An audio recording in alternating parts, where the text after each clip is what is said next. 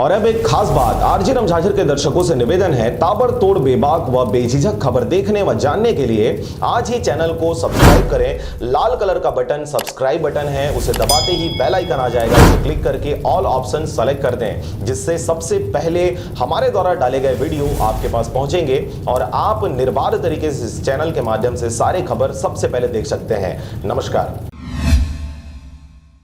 नमस्कार, आप देख रहे हैं आरजे रमझाझर और मैं हूं पुखराज सिंह। खबर है रायगढ़ जिले का, जहां पर भाजपा अपनी कार्यकर्ताओं को रिचार्ज करने मंडलों में कार्यकर्ताओं का प्रशिक्षण कार्यक्रम आयोजित कर रिचार्ज कर रही है।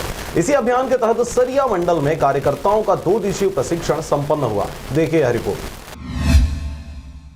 भाजपा इन दिनों रायगढ़ क्षेत्र में अपने कार्यकर्ताओं को रिचार्ज करने अनेकों प्रकार के कार्यक्रम आयोजित कर रही है। इस प्रशिक्षण की विशेषता यह रही कि मंडल स्तर के इस छोटे से कार्यक्रम में प्रदेश के कई प्रमुख वक्ता शामिल हुए, जिसके लिए वरिष्ठ नेता जगन्नाथ पाणिग्राही ने अहम भूमिका निभाई और इसके कारण ही सांसद गोमती साय, शिवरतन शर्मा, ओपी चौधरी, सरोज पांडे सहित कई अन्य प्रमुख वक्ता भी शामिल हुए, जिससे कार्यक्रम महत्वपूर्ण बन गया और सरिया मंडल अपने अलग पहचान बनाने में सफल रही। ये हमारी सांगठनिक गतिविधियां हैं जो हम हमेशा करते रहे हैं। हम विपक्ष में हैं, हमारे यहाँ पर मंडल में अभी प्रशिक्षण की शुरुआत हुई है, फिर जिले में होगी और प्रदेश में राष्ट्रीय स्तर तक ये कार्यक्रम है और ये कार्यक्रम बेहद सफल है।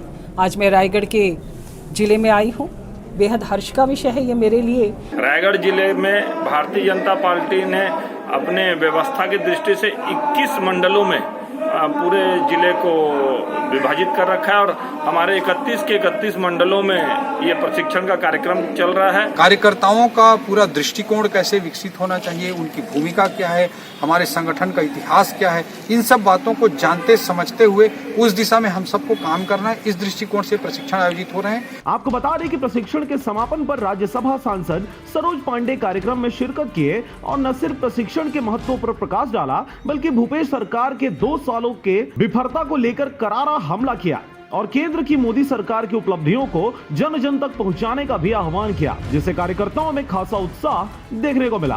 पुराण और हमारे भारत की संस्कृति थी, उसने हमें आत्मनिर्भर बनाया था।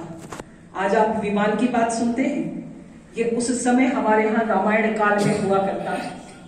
हम पहले आत्मनिर्भर थे और इसलिए हम सोने की चिड़िया खिलाते थे।